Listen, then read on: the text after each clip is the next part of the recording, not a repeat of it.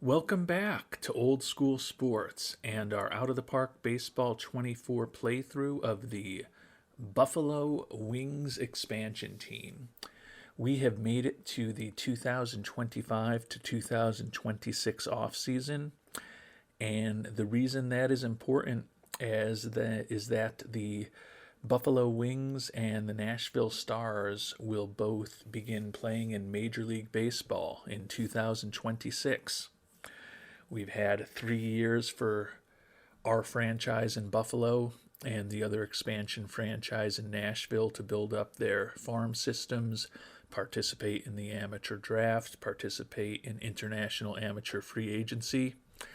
And we now have scheduled the expansion draft, which is less than a month away. The protected lists are due by December 1st, and then the expansion draft is on December 2nd. And we did add 2 dummy expansion teams for the draft, so we will be drafting as the Jacksonville Jaguars. Nashville will be drafting as the Tucson Missions, and then we'll transfer the players that we pick in the expansion draft into our organization. And at that point, I think we will have done all of the funky things that we've needed to do over the last 3 seasons to ensure that we can begin playing with this somewhat realistic expansion exercise that we've been working on for the last several episodes. So we don't really have too much to do over the next month. We don't have any arbitration eligible players. We've made minor league offers to a handful of guys in our minor league system, and then free agency will finally open up right before the expansion draft on November 30th. So we're probably not going to sign any players those first 2 days. We'll see what our roster looks like after the expansion draft, and then we can actually start spending some money. And one thing I have noticed is that with this latest patch to OOTP 24, the complaints that some had about the finances being broken seem to have been addressed, but they seem to have been addressed in a little bit of a funky way by just giving every team tons of money. Because you can see I've got us down with a $150 million budget in Buffalo, and that is the lowest of any team in baseball, which I think is more than realistic for one of these smaller markets in baseball and an expansion team. But some of the teams that are problematic, you can see the Reds are up to 192 million. The Pirates, another team that has had issues, is still at 166 million. That's the team that's second lowest in baseball, but still 16 million more than what we'll have to spend in Buffalo. So I hope they fix the financials. At the very least, it seems like they just have given every team more money to kind of, I don't want to say gloss over, but hopefully make some of the funkiness in the early years of the playthrough not so funky. So we'll see how things ultimately end up going over the next several years, but I'm optimistic that we are going to have a long and hopefully ultimately successful playthrough with our expansion team in Buffalo, New York.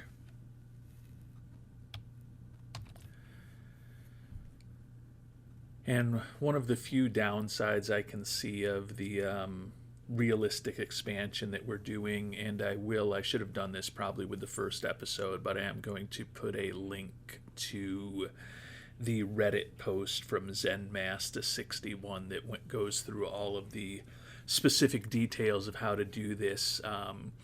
One minor drawback is that the teams that Buffalo and Nashville have built will potentially have players taken off of them by the dummy expansion teams in Jacksonville and Tucson.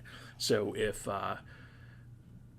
Nashville ends up picking one of our players, I'll just automatically go and put him back on the Buffalo roster and vice versa, although I'll probably just go out of my way to make sure that I don't pick any Nashville players and make that happen.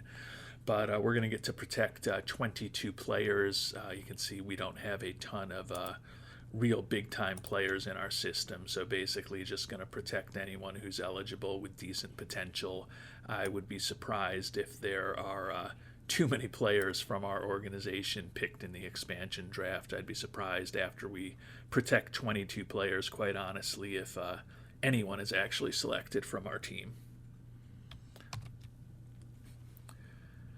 And we're closing in on the expansion draft, and we will, as I mentioned, be active in free agency this year. A couple of somewhat interesting international free agents. Starting pitcher Hideyasu Oki. Looks like he could be a useful player. Says he's not looking for anything right now. We'll certainly offer him a minor league contract and then also request a scouting report on him before he hopefully gets signed. Andres Salgado, a 22-year-old starting pitcher, another guy who looks like he could be an interesting player potentially. Certainly will offer him a minor league contract now, request a scouting report to get to know him better. And then there were a couple really interesting catchers. Jae-Hyun Hoon out of South Korea, pretty good defensively. Question is just whether he's going to hit enough as far as his batting average. I think he probably will. And it looks like he potentially has excellent home run power, not going to strike out a lot, going to walk a decent amount. He's looking for $20 million a year. We'll at least get a scouting report on him. Don't know that we're going to do anything with him immediately. Hiroki Kikuchi is a 24-year-old catcher, pretty good defensively, durable. The bat is the question, but we'll offer him a minor league contract immediately and request a scouting report. And I think that was kind of it for the interesting prospects that we'd at least consider bringing on. I guess this lefty, Kichiharu Takeuchi, another guy to consider, 28-year-old, will request a scouting report on him and offer a minor league contract to him as well. Thinking about the major league players, Jose Abreu, Franmil Reyes, Dylan Cease, Chris Paddock, Walker Buehler, Austin Meadows, Freddie Peralta, Dustin May, Kyle Tucker, and JT Realmuto are your top free agents available. So we could even end up going after some of them after we complete the expansion draft. Deadline is tomorrow, and then our expansion draft is going to be 2 days from now. So we have made it to this expansion draft. As I mentioned, the players picked by Tucson are going to end up going to the Nashville Stars organization, and the players picked by Jacksonville will end up going to our organization. We're each going to pick 32 players. Each major league team could protect 22. Players with 3 or less years of service were automatically protected, and the most players that a major league team can lose is 3. So I am going to go and act as the leader of our Jacksonville Jaguars. And we are going to go and start the draft. Whoa. There's some crazy pitchers available. I mean, they're mostly relievers, but I'm guessing some of these players, although they don't look that old, I was going to say some of these players may be relievers making crazy money. But clearly there are some high-end relievers available. Take a look at the starting pitchers that are available, and it's much slimmer pickings, but players in their mid-20s available. A little bit surprised that there's, players that might be useful. as far as the batters who are out there, there's a couple decent prospects. Wow. Brady House here is a 3.5-star prospect, 22 years old. Okay, he's got some issues. He's going to strike out an insane amount of time. And he's only made it to Double A ball, but he hit 30 homers in Double A last year with 6 in High A ball, a year after hitting 45 in High A ball. So he's an interesting guy to take a flyer on. And then there's a bunch of other interesting players as well. Yossi Galan, 24-year-old out of the Dominican. How is this guy available? Heck of a lot of home run power. He did only hit 231 in Double A last year, but he did hit 27 home runs. So looks like both our team and the Nashville Stars may potentially get interesting players. The issue, and you may have noticed this, is because I just created these dummy teams a month ago, or less than a month ago, when the offseason started, is that they don't really have very good scouting accuracy on a lot of these players, so that's going to add an extent of fog of war to the situation, but it is what it is. I mean, this 21-year-old catcher, Samuel Basallo, not great defensively. Again, not perfect, but certainly with that home run power and that eye, you could certainly do worse than a 21-year-old with that kind of potential. So we are going to get this draft underway. I am a bit surprised how that there's actually a few guys who look like they could have a decent amount of talent. I thought that it would be a lot of older guys, and I'm sure it will be a bunch of guys in their 30s at some point in the draft, but maybe limiting it to 22 players rather than a larger amount, and limiting it to players once they have a fourth year in the minors, they're eligible to be picked up, opened up the opportunity set a little bit. I don't think there's, guys here that are going to turn Nashville or Buffalo into, 75 or 80 win teams next year, but it looks like there is a little bit of young talent available for us to potentially go after, which should be interesting. So the first pick was pitcher Carlos Vargas by Tucson, who's a pretty good-looking pitching prospect. He's a closer and looks like he could be pretty nasty. He's been with Arizona the last few years. Looks like he came up at the end of last year in real life. 1.08 ERA in 66 2/3 innings for the Diamondbacks last year, and now he is going to be a member of the Nashville Stars organization. Our scouting director recommends we take reliever Andres Munoz. Excellent pitcher, obviously, making $6 million. It would be great to have a closer, and he would certainly be a closer for us, but I don't know that a guy making $6 million is who we want to take with our first pick. I'm not really expecting that we're going to be competing next year. So I think bringing in some of these younger players, some of them whom may have some potential to be long-term contributors to our team, is probably more the type of plan I'm going to pursue.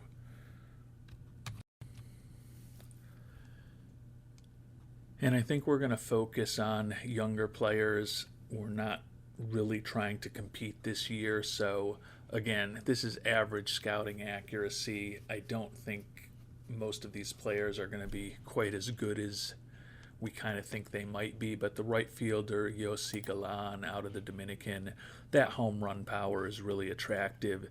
He did hit 27 homers last year in Double A. May not be quite ready to help us at the major league level, but to me, that's the type of guy that we want to be picking. So we're going to go with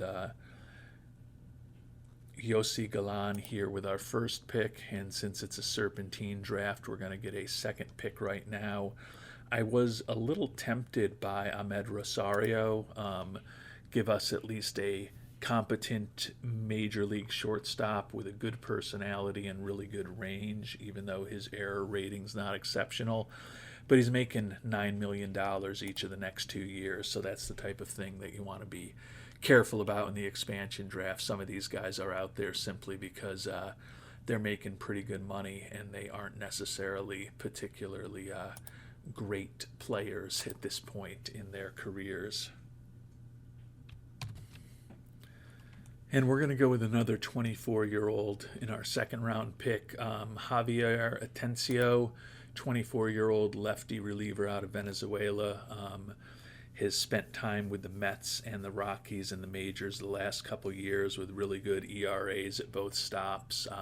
His control leaves a bit to be desired. Again, I don't know how accurate this scouting report really is, but he's been a pretty productive major league pitcher, still making the major league minimum. I think he'd probably slide right in as our closer in almost every scenario, and another guy that we could potentially have on our team for a few years. So we'll draft him and check who the last two picks were by the Stars, Bobby Miller and Griffin McClarty, a couple of starting pitchers. We had looked at Griffin McClarty, just didn't love the personality there, and he's coming out of the independent leagues. I agree he was the best pitching prospect left as far as starting pitchers, but he did not interest me all that much. And the scouting director is still saying we should go with Andres Munoz. Agree, he's a great pitcher, over 40 saves, 3 straight years. ERAs of 2.13, 182, and 157. I just don't know that we need a high-end closer. I guess there's an argument to be made that we pick him and we can probably get something for him in a trade. I mean, he is only 26 years old. But they did leave him available for a reason. I don't think I'm going to be spending a lot of money on players. And I think there is a chance that we might be able to extract some value trading Munoz to a team that's in win now mode. So I know I'm going against what I was probably saying just minutes ago, but I think I am actually going to draft Munoz here. He'll probably be the highest paid player on our team. And the recommendation now is Brendan Two-Way McKay, left-handed reliever, 29-year-old, making $2.7 million, formerly of Tampa Bay organization. They moved to Montreal this past year. Don't think he is the answer, although he could be a starter. He's got the stamina. He's got a 4-pitch arsenal. I don't think he's going to be a great starter, but $2.6 million isn't a ton of money to spend on a starter. But we're actually going to go with another left-handed reliever making the major league minimum, Ronan Kopp, 23-year-old. Looks like he could have pretty nasty stuff.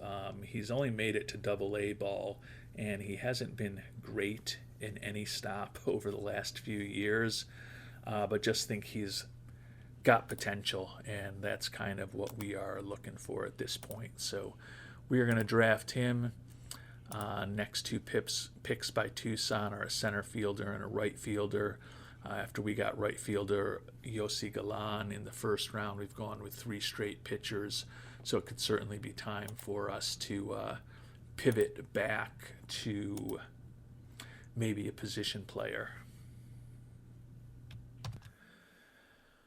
And here in the 5th and 6th rounds, think I'm just going to go with youth and potential. We're going to pick up the 21-year-old catcher, Samuel Basallo.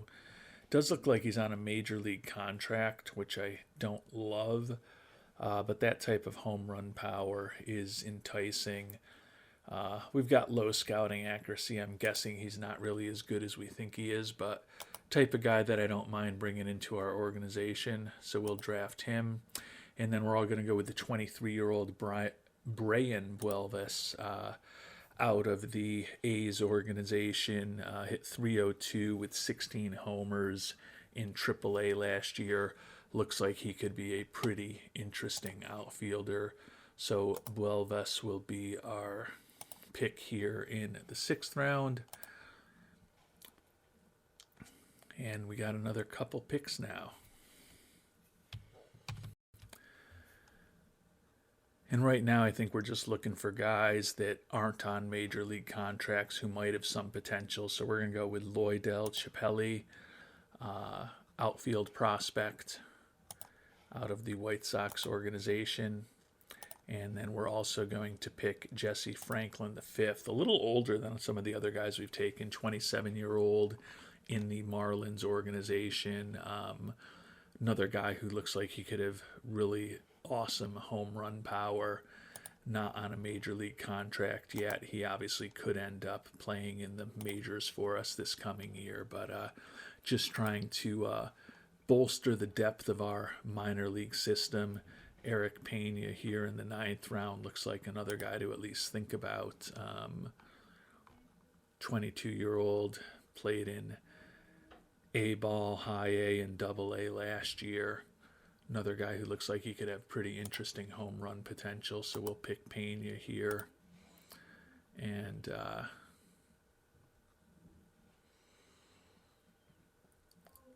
again, we're just looking for potential. And with our back-to-back second pick in the Serpentine draft, our 10th rounder, we're going to go with Samuel Valerio, 24-year-old. Looks like he's got a pretty impressive pitching arsenal. The control is the big issue. Walked 24 batters in 47 innings in Double A last year. But another guy who at least bolsters the depth in our farm system. And we'll worry about who's going to make the 26-man roster. Maybe more so in free agency or also in the later stages of this draft. Right now, I think we've just been focused on bringing some interesting young players who may have some higher levels of potential into our organization thus far.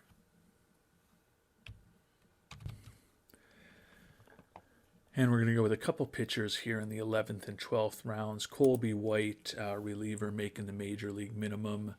Another guy out of the Tampa Bay / Montreal organization, was a pretty effective reliever last year, right-handed pitcher. I think that we're building a decent bullpen with some of the guys that we've picked up. Not that that's the hardest thing in the world to do. And then we're also going to go with Mike Baumann, 30-year-old, making $1.6 million, so a little more money than some of these other guys, but does have a 3+ pitch arsenal and could potentially even end up a 4th or 5th starter for us this coming year. Also has a good personality, not making an insane amount of money, so we're going to draft him as well.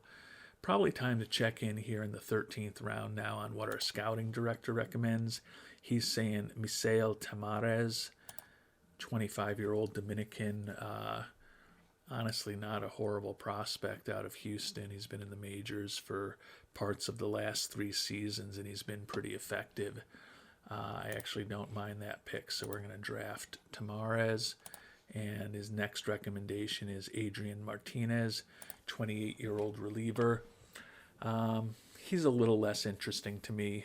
Not that he doesn't look like he can be an effective major league reliever with that profile, but going to be 29 years old pretty soon.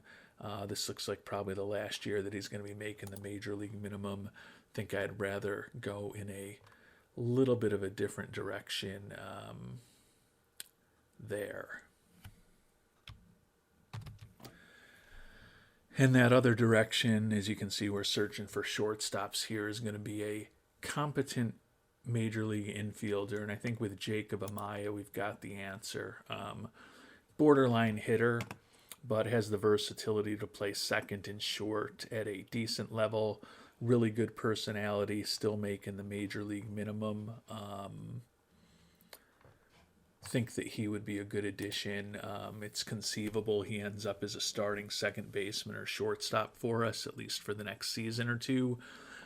In a best case scenario, though, I think he's a really useful utility infielder for us, but tend to think he's going to be a very strong contender for a starting spot in our lineup, at least in the upcoming 2026 season.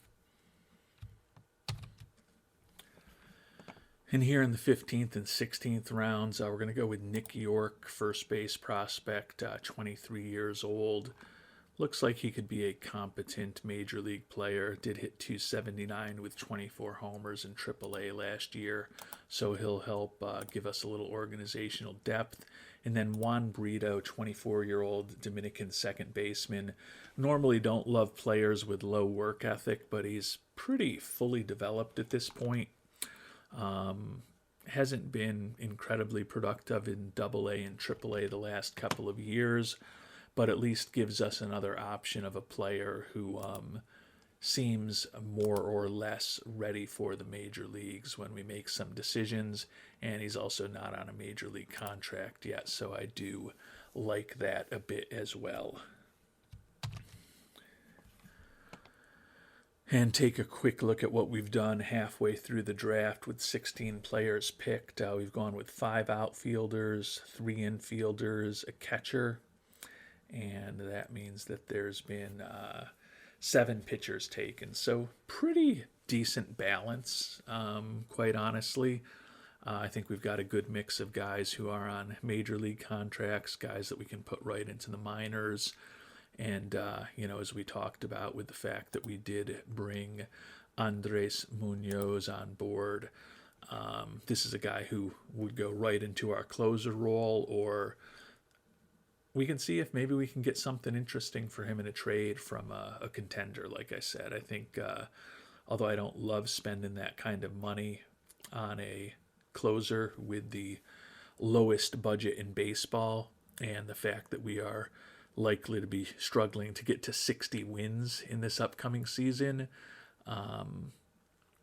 willing to take the risk that we won't be able to trade him away for something interesting. And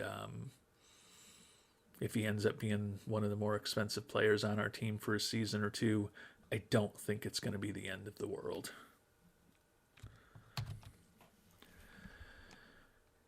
And here in the 17th round, we're going to go with another seemingly decent major league reliever, Cam Wynn, making $1.6 million. Came up last year. He's been up for 5 days. Was not good.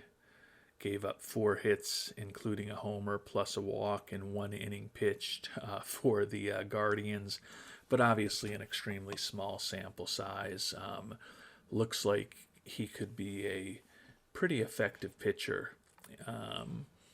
So we'll take a flyer on him. Not going to be a long-term commitment necessarily, but we'll bring him on board. Scouting director recommends we go with the starting pitcher, Jordan Fowler. Almost 27 years old. That movement is brutal. He doesn't look like he's ever pitched in the majors yet. I don't think that's the direction that we're going to go.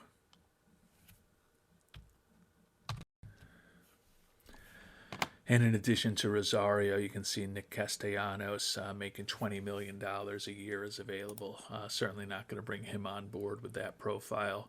Still a very productive home run hitter at the major league level, but not exactly what we are looking for at this point.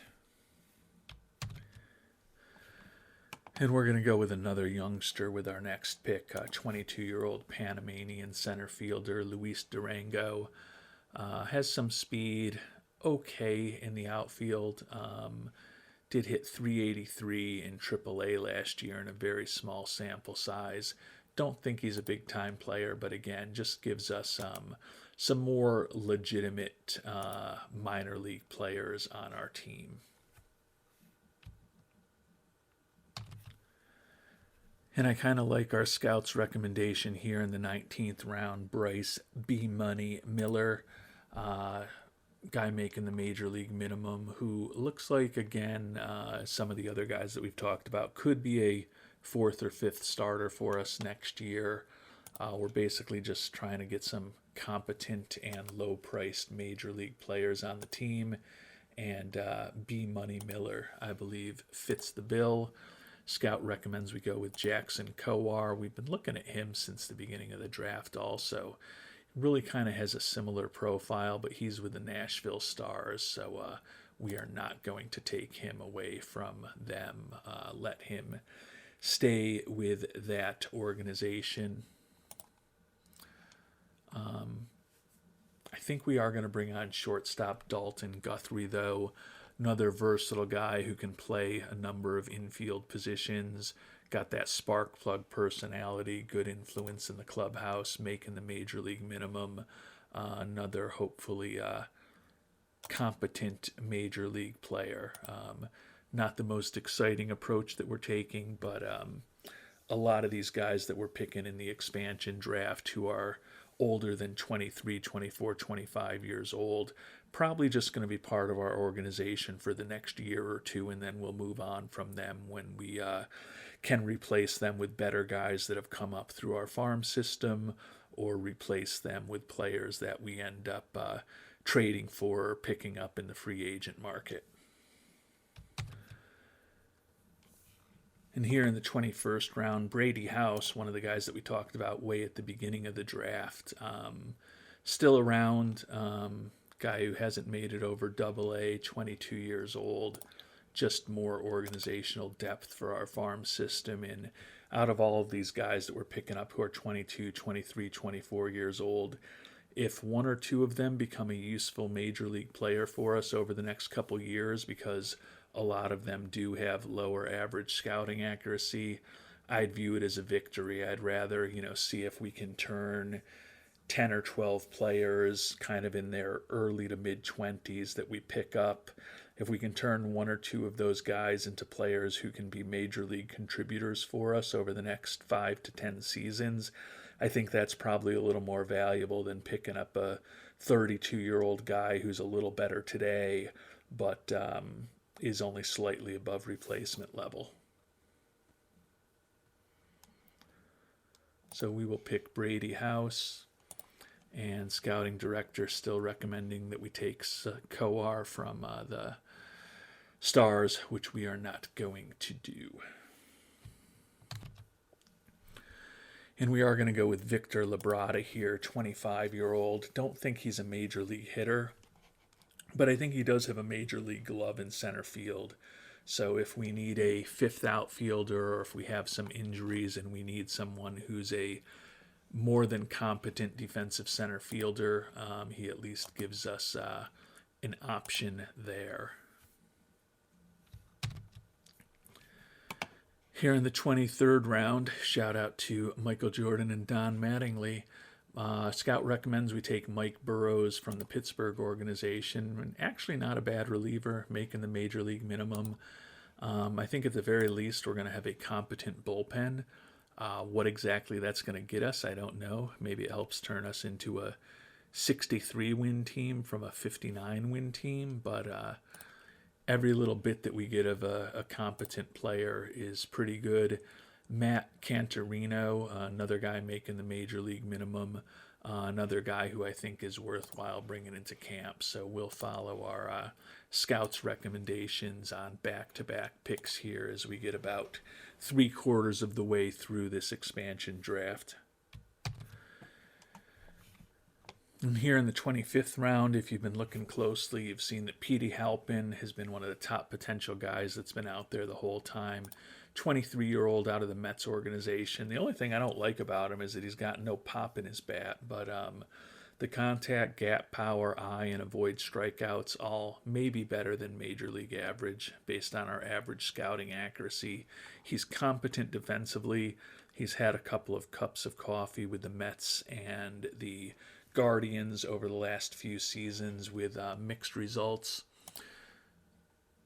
One more decent guy that we can bring into camp.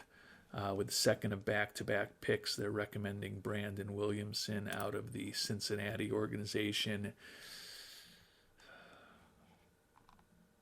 I don't hate it. He's another guy who looks like he could be in the mix as a middle reliever or a fifth starter for us. I think we'll bring him on board. But now kind of looking at our team, we've got 10 relievers and 2 starting pitchers. So I think it's probably time to focus a little bit more on some position players in these last few rounds of the draft. Scouting director recommends the second baseman Jordan Westberg.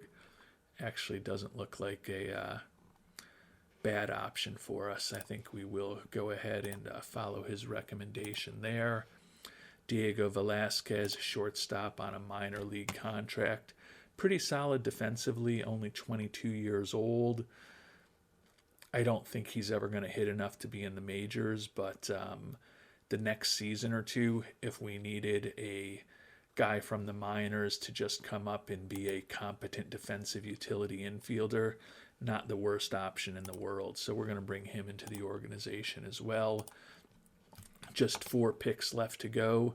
They recommend a veteran catcher, Wilson Contreras. I don't think we're going to go down that road. I think it's time for us to forge our own path with the decision that we're making once again. I do think we are going to go with another catcher here in the 29th round, Hunter Fiducia. Competent defensively, not quite a major league bat, but does still have 2 option years left. I think that he's somebody who could be hopefully a AAA organizational depth for us, who could at least play decent defensively at the major league level if we happen to bring him up. Tyler Hill, they're recommending $1.4 million. We've picked enough outfielders that I don't think we're going to go with him, and also don't want to take anybody from the Stars. So we'll pass on him and give it a little more thought. And we'll go with some more organizational depth here in the 30th round. Left fielder Christian Robinson out of the Bahamas. Pretty versatile defensively. Hasn't made it over AAA ball, and he actually spent all of last year in AA. But he's not on a major league contract, and gives us some options at the very least. Again, another guy who should improve our organizational depth, and given how poor some of our minor league teams were last year, I don't think that's the worst thing for us to be thinking about bringing on board. Braden Shumake, or Shoemake. I know he's been in the majors. I don't really know how to pronounce his last name. Don't know that I want to go with him. Ali Sanchez, love the personality there. Captain personality. Pretty solid defensive catcher on his last option year, though, so I don't think that's a guy that we're going to pursue. With our second to last pick, we're going to go with shortstop Ilvin Fernandez out of the Cincinnati organization. Again, just another guy who looks like he could be a competent minor league player, which we are still in need of guys who fit that description. Edward Cabrera is the last recommendation. We're certainly not going to go with him, making over $2 million a year. Outspoken in the clubhouse. Don't think we need another generic reliever at this point. And with our last pick, we're going to go with Fernando Guanare, 22-year-old Venezuelan minor league pitcher.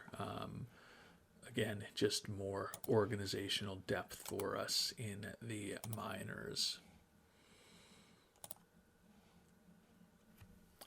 And the expansion draft is over. We do not want the computer manager to initially set up our team.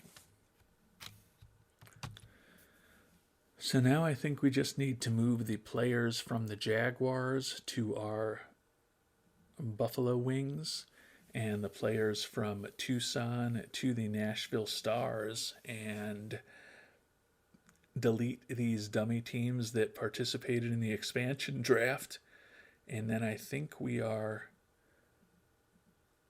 good with all of the funky stuff we've needed to do over these past few episodes to get this more realistic OOTP expansion set up. And I think we are good to go. We've done the forced trades from Jacksonville and Tucson to Buffalo and Nashville, respectively. I've got to figure out all of the guys who have major league contracts where I want them to go. Probably will put them all onto the 40-man roster since I only have 7 guys on the 40-man roster at this point. So we're going to be ready to really start playing in our next episode, which I am excited about. I think this all worked out. It's been a long battle for me to get here, but I think we are all set. So a couple other things that I had mentioned at the end of the last episode. I have kind of hired... if I can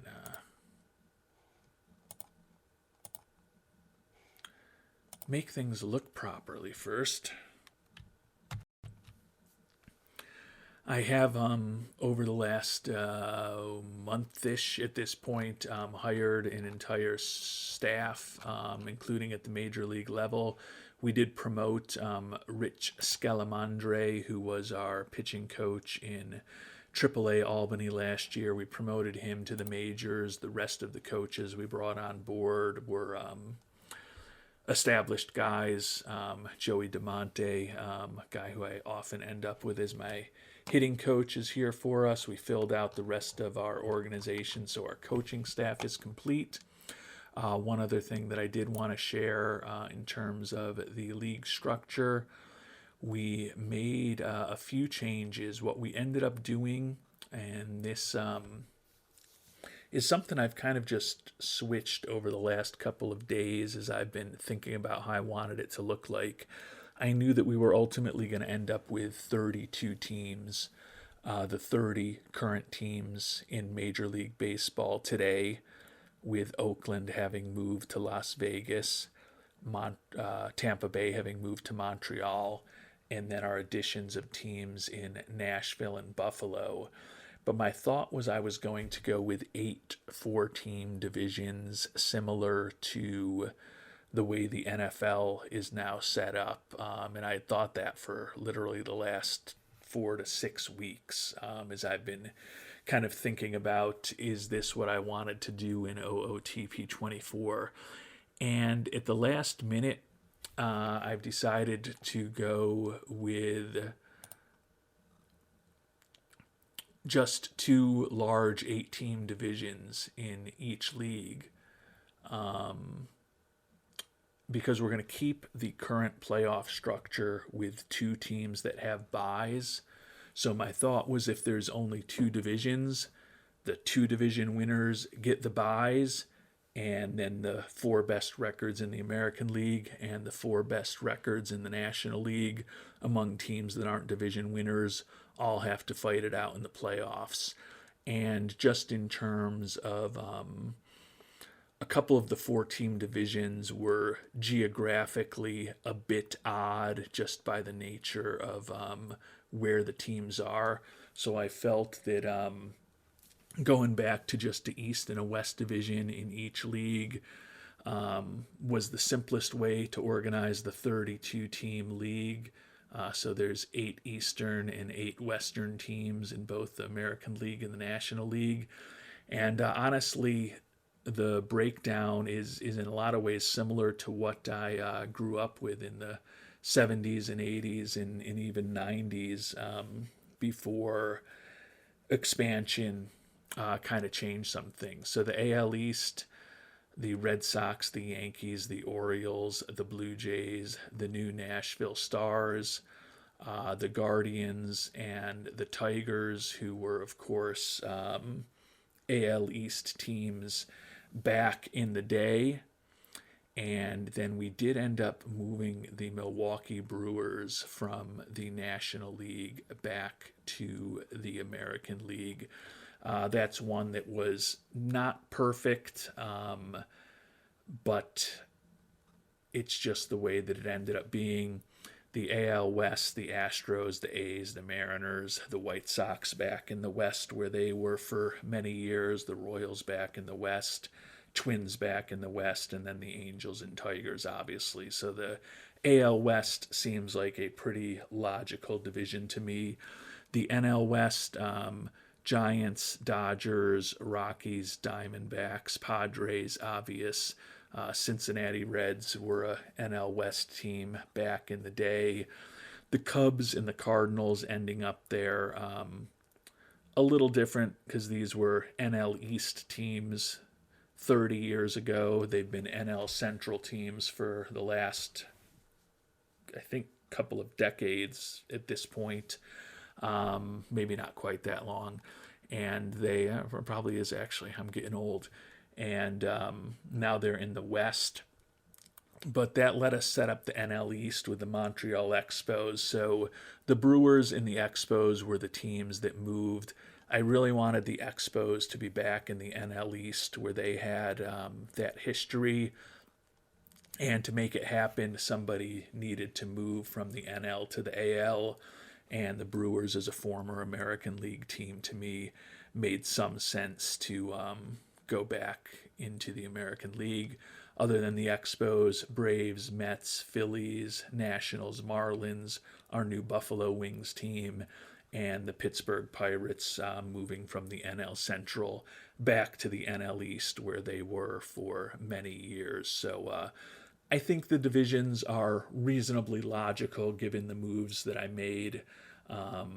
And given that I wanted to just have 2 8-team divisions. And again, I've set up the playoffs so that the 4 division winners are going to be the only teams with byes. And then the other 4 best records in each of the leagues will be the playoff teams. So 12 playoff teams among the 32 teams in baseball. So the playoffs are slightly harder to get into in this new version of the world that we are creating in 2026 than they are today with 2 additional teams in the major leagues, but no additional playoff teams. And with that, 3 years of amateur drafts are complete. An expansion draft is complete. 2 seasons of international amateur free agency are complete, and a third is nearing its end, although it does seem this is a little odd that each time I added the expansion teams of Jacksonville and Tucson for the expansion draft, it started the International Free Agent Showcase again, and now that I've deleted them, it started it again. Just a quirk in the game, so I think it may mean that the international amateur free agents won't be being signed until March this year rather than in January. But in the whole scheme of this game, it doesn't really matter. I think we've got the organization set up. We've built a farm system. We've got the 12th ranked minor league system in baseball. You can see one of the guys that we picked up in the expansion draft, Samuel Basallo, is the 3rd best prospect in our system. So hopefully made a little bit of progress there. Taking a look at the financial situation, we have the lowest budget in all of baseball.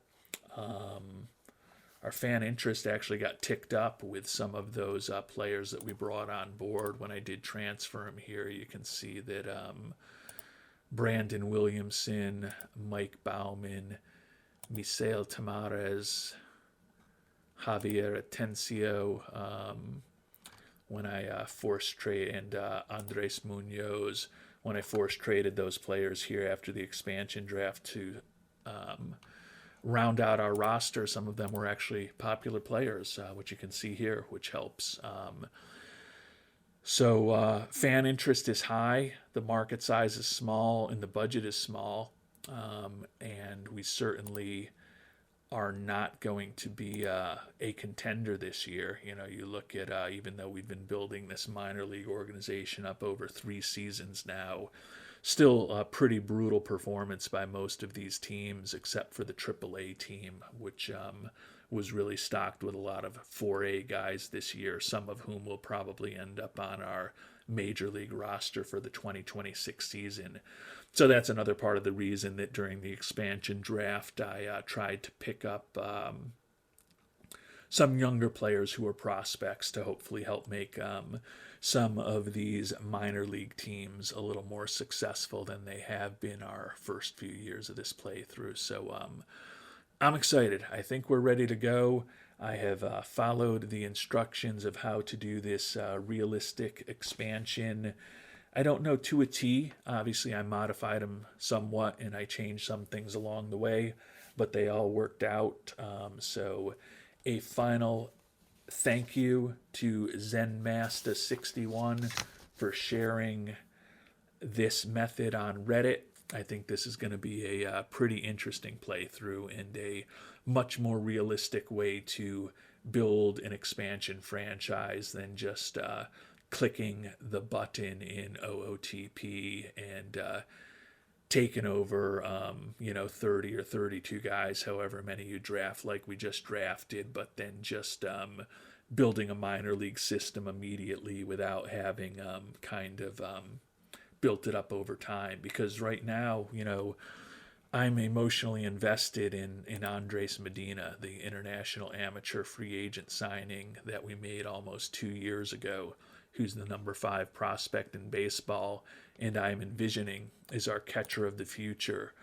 Our first number 1 draft pick, 20th overall, Jace Barofin, picked 3 seasons ago, spent a year in rookie ball, spent a year split between A and AA. When we added the AAA affiliate this past season, he moved up to the AAA level where he hit 312, 29 homers, 101 ribbies. He is going to be our key player. He's a guy that the fictional fans in Buffalo have been following what he's been doing as he's moved up through the organization over these past few years. And they and I are excited to see what he's going to be able to do at the major league level in 2026. So I think this is going to be a fun playthrough. If you've stuck with me through these first 4 episodes, I know they've probably been a little bit awkward at time and a little bit focused on just the draft and international free agency, and then also just some of the commissioner mode stuff I've been doing to make this realistic expansion work out. But now we are ready to start playing. I don't have high hopes for this team in 2026, as I mentioned. I think it could be a struggle to get to 60 victories. My goal is to get to 63 wins and avoid a 100 loss season. I'll put that out there right now. I have no idea what this team is going to look like in 3 or 4 months. We do potentially have some money to spend on payroll, got some money to pick up some free agents to bolster our team, may look to make some trades. Certainly have already talked about the fact that Andres Munoz may be a guy to shop. Let's actually just do that right now. See what, if any, interest there is in somebody like Munoz in terms of prospects. And, there's prospects out there that teams would offer for him. So that's going to be something for us to probably investigate and think about. Harold Melenge, again, I'm just looking simply at the star ratings here, which is always dangerous, but 23-year-old in the Astros organization, he might be a guy who could be someone more likely for us to build around over years to come. Miguel Segura from Milwaukee, another guy making the major league minimum. Seth Keener from the Mets organization. So there are definitely some options if we want to get that $6 million contract off of the books and maybe bring someone on board who's making significantly less money, who's also a few years younger and more likely to be a part of our team for the long-term future. But that said, Munoz is also a ground ball pitcher with fantastic stuff, real good movement on his pitches, who's been a pretty incredible reliever to start off his career as well. So he's also a guy that we might just want to try to build around for the next few years. He'll probably have some value in the trade down the line as well. So a lot of things to think about between now and our next episode. We're at the point where if you've got thoughts, would love to hear them in the comments, because we're to break the what is it? Is it to break the fourth wall? Is that what they used to talk about in television? To kind of bring viewers in and behind the scenes, whatever that expression is. It is Thursday night as I am concluding this final of the 4 episodes to ensure that I set things up properly. I've done one each night this week. So I'm going to post the first episode that I did on Monday immediately after I finish this video. And then probably will post the other 3 episodes tomorrow, which is Friday the 19th. Get them all out there. Give those of you who are still watching and those of you who have been waiting for these episodes patiently something to react to. And then we can start making things a little more interactive, where you can tell me all of the poor decisions that I'm making, or the good decisions that I've made, or what you would have done differently. Love to hear from people in the comments, and I know that it helps not just me, but other viewers and others who read the comments play the game better as well, which is kind of the point of all of this. So thanks so much for watching. Looking forward to see how this expansion franchise does over the coming decades in OOTP 24. And we'll take our first steps in finding out what that path looks like in our next episode. Until then, thanks so much for watching, and hope you have a great day.